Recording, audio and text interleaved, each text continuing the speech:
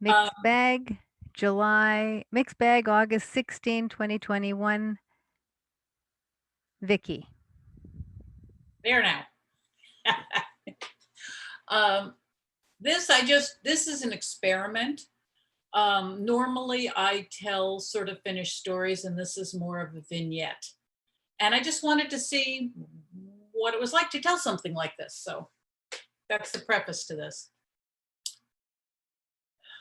He had a recurring dream of an enormous arch overhead that sometimes was comforting as a hug, and sometimes silvery as a scimitar was threatening to decapitate him. And beyond that, in the dream, the beginning of a path and a brilliant white obliterating light. Well, this particular day, he was in his beloved woods, and above him, a bower of green leaves that came down and reached to the vines that formed a perfect archway of shimmering greens shot through with late afternoon light. He had heard shouts, men shouting, gunshots, and he had discovered where the deer had fallen, the crushed leaves, the broken twigs. There was surprisingly little blood. He pulled up his t-shirt, the neck of it, and he hid himself from his nose down in his t-shirt, smelling that gentle, sweet scent of himself. And he turned and looked to where they had dragged the carcass off. Bambi, that beautiful doe he had seen in the back, way back beyond his fields. Santa's flying reindeer, the roadkill by the side of the highway. Gone now, gone. Off in the distance, he heard more gunshots and laughter. And he pulled up his t-shirt and stretched it until it was over his eyes. And he looked down into a sanctuary of dun light coming in through his t-shirt. And he saw his slight 12-year-old chest heaving in an anxiety. And he heard his own heartbeat. And he just stayed there privately in his place until a breeze came and chilled his arms and set the little hairs on his arms upright.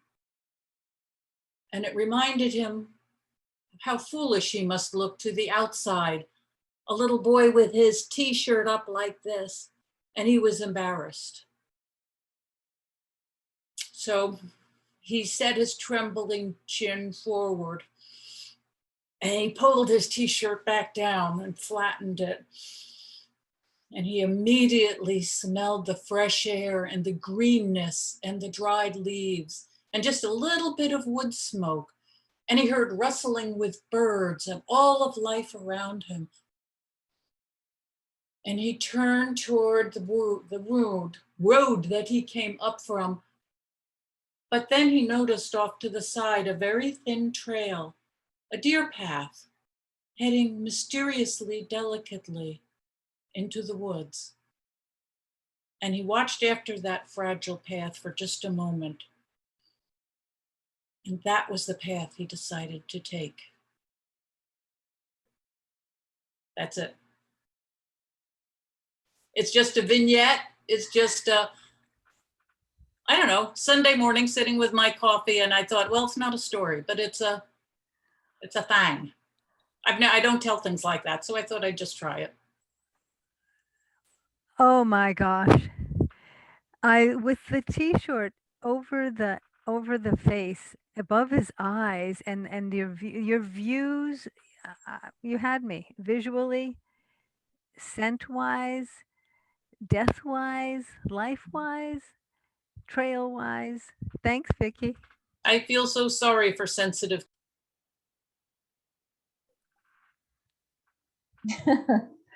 Okay, so this is a story that I heard from David Heathfield, who lives in Exeter in the UK. And it's a Palestinian folktale, and it's called, I think, I don't remember the title, but the story is about this couple. So I shall start the story now. Long, long ago, there lived a couple, Fatima and her husband, Aslam. Now, Aslam was a simple-minded man. All he liked to do was just lie in the hammock under the tree. There was no money in the house because every time Aslam took up a job, he would lose it because he would always forget to do the given task. So one day Fatima was tired.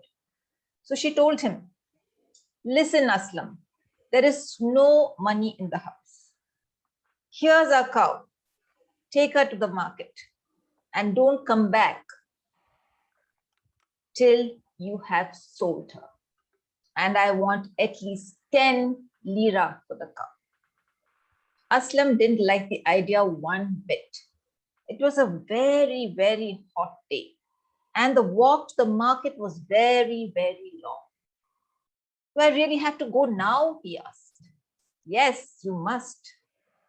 And so Aslam tied the rope around the cow's neck and he started to walk very, very slowly.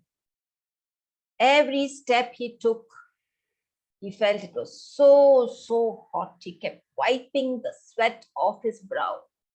And far ahead, he saw this beautiful tree, lots and lots of leaves. And he thought, why not rest under that tree for a while? And so when he reached that tree, he tied the cow to one of the lower branches and sat down to take a rest. And up there on one of the branches on the tree, there was a crow. "Caw, caw," the crow said. So Aslam looked up. "A very good morning to you too, crow," he said. "Caw, caw." "Oh, Mr. Crow, yes, I am going to the market."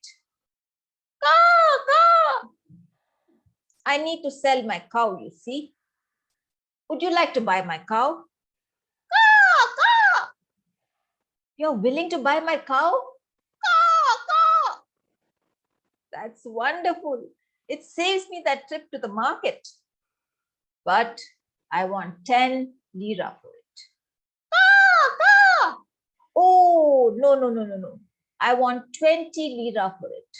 "Caw, caw." "Yes, you said yes. The cow is yours." "Caw, caw." "Now, where is the 20 lira?" "Caw, caw, caw." "Oh, it's buried under this tree. I shall dig for it." And so Aslam started to dig. He dug and he dug and he dug.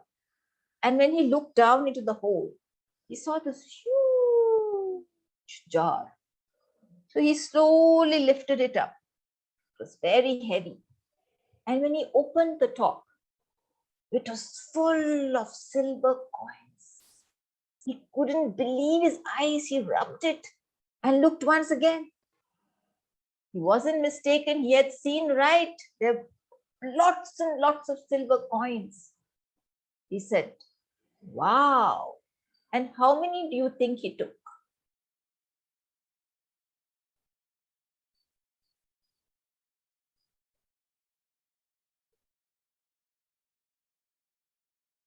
"10?" The amount that he asked for. Correct. So he just took 2 pieces of silver and he said, "I'm just taking the 20 lira you had promised me."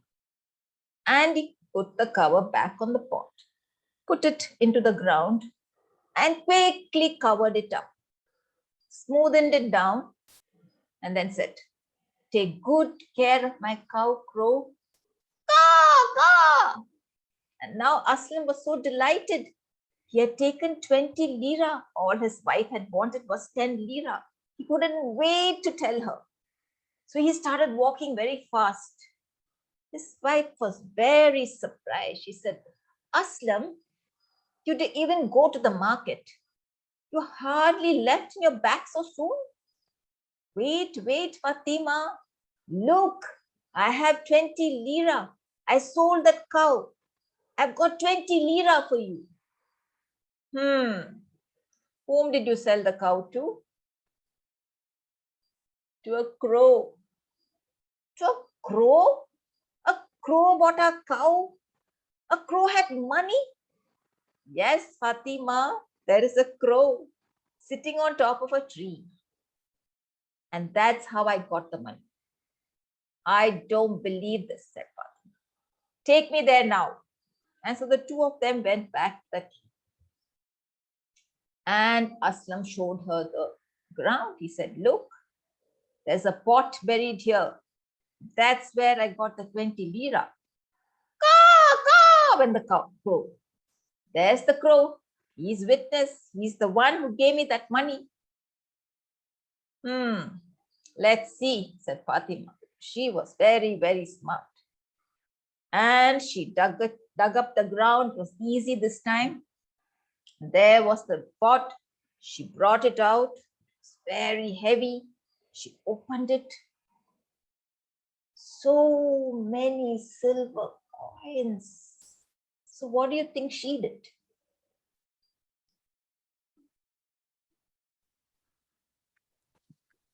Took them all. She wanted to. I don't know if she did. Okay, so what she did was she said, I'm taking this jug home. The crow doesn't need silver coins. Caw, caw, said the crow. Look, he's agreeing with me. And Aslam looked at his wife and said, no, you're not going to cheat the crow. That's his money. And he says you are a thief. Oh, forget it, Aslam. We are going to take this money. The crow doesn't care about money. And so she picked up the pot and said, let's go back. And the cow, poor thing, she'll die of starvation here. Untie that rope and bring her back. And so they went back home. Now, all this while, Aslam was very, very upset. Though he was simple-minded, he also was extremely honest. So he turned back to the crow and said, Crow, I shall get justice for you. I shall get justice. Caw, caw, went the crow. And so they went back home. Now, Aslam was very upset. He was very, very upset. He wanted to get justice for that crow. And he said, Fatima, I'm going to take you to the judge. We are going to go now to the town and he shall tell us what to do. Fatima said, oh, Aslam, we'll do it. I'm willing to come with you, but not today, please. It's a very hot day and we've already walked so far. So just wait. I'm willing to go with you. And so the days went on. Every time Aslam asked Fatima, let's go to the court today because his mind just wasn't at peace. But she would put him off. Then one day she realized there was no way Aslam was going to stop threatening her to take her to the judge. And so she went to the kitchen one morning when Aslam was sitting outside and she started making his favorite sweet dish, awama. And she made it very, very carefully. And she took pieces of it. She went on to the terrace and she started putting it down. And it fell on Aslam. And he picked it up from his head and he ate it. Awama! Oh, my favorite sweet. And more of it was falling. So he caught it and he caught it and he caught it and he caught it. And he ate it as fast as he caught it. And he was so excited. He went running into the house. Fatima, Fatima, it's raining awama. It's raining awama. Come and have some. And Fatima said, have you gone out of your head? There is no awama coming down from the sky. But Aslam was very sure he had tasted it. But the simple-minded man that he was, he believed Fatima. A few more days went by. Now he was very, very upset with Fatima. Every time he saw those silver coins, he would be reminded of that crow, the crow to whom justice had not been served. So one morning he said, Fatima, whether you like it or not, we're going to court today. We need to see the judge. And so Fatima said, okay, let's go. And they went to the town. They went to court and they stood in front of the judge. The judge said, yes, what is your complaint? And Aslam looked at the judge and said, I have a complaint, Your Honor. Against whom? Asked the judge. Against my wife. Against your wife? What is the complaint? You see, she had sent me to sell our cow. And a crow bought our cow for 2 liras. A crow bought your cow for 2 liras? Yes, Your Honor. But my wife, she went back, she took out that pot of silver coins, she cheated that crow. I want justice for the crow. Can you tell me which day this happened?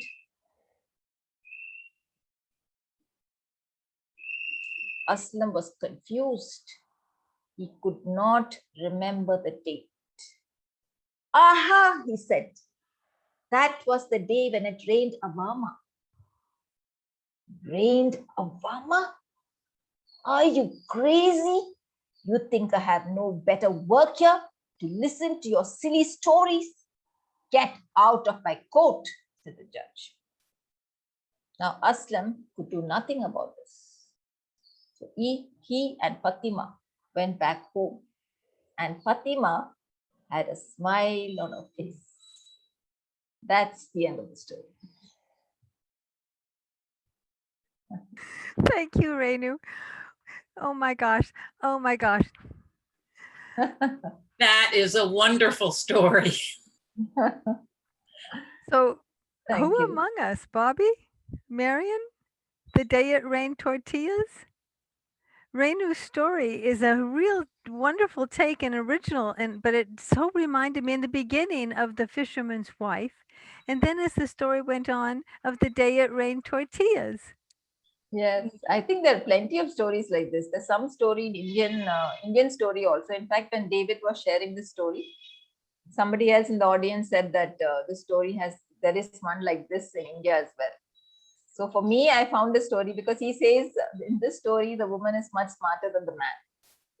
So he said generally that he likes telling stories when the woman is smart and she's not really cheating anybody. Obviously, somebody has buried those coins long ago and she's not stealing it from the crow. So I felt, there's some amount of, it's okay. She's not stealing. If she had been stealing, then perhaps I wouldn't have been very happy with the story. But she's not actually stealing. She's just being smart. And he's being a little foolish, I think. So, Renu, does the sweet start with an A or does the word for the sweet start with a V? It's Avama. I think it's spelled Awama. Avama. Well, now we all want to know about Avama. Yeah. Usually the crow is a sacred person. Sorry? Oh, you're muted, Bobby, you're muted. Oh, I thought I'm unmuted. Usually the crow is some sort of a sorceress or whatever, and he gets the justice in the end. So that's very interesting. The crow didn't really care, did he? No, he was just a crow. Yeah. I loved it. I thought it was a great story because usually the woman gets trashed for that, and she didn't. Yes. That was yeah. That's why I like the story too. Generally, if there's something that it's against the woman, I never share the stories. Renu, again, the title. I have no idea. I don't remember him telling the title, Vicky, but I can find out for you. Let me find out. Let's see if I can message him on Facebook and ask him. Thank you. Because everybody's on Facebook these days, so it shouldn't be difficult. In fact, he told this story at my festival